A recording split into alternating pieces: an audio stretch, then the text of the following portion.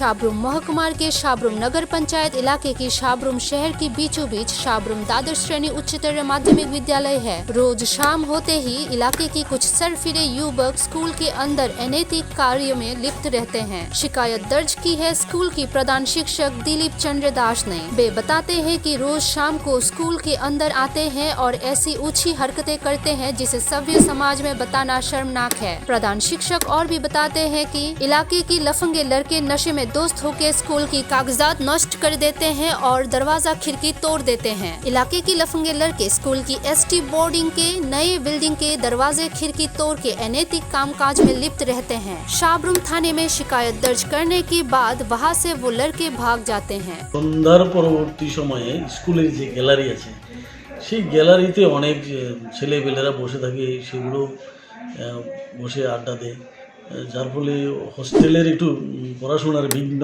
ঘটে। স্পোর্টস অফিসের সংলগ্ন একটা জায়গা আছে, সেখানেও কিছু ছেলেরা আড্ডা হতে বসে। তো এটা সন্ধ্যার পরবর্তী সন্ধ্যার সময় আর কি।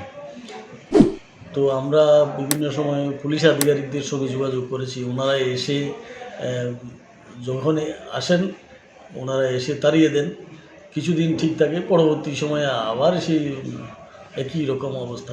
স্কুলের কি কি নষ্ট হলো? যে হোস্টেলের সুপারের রুমের দরজা ভেঙে ফেলেছে, 3টে কাঁচের জানালা ভেঙে ফেলেছে।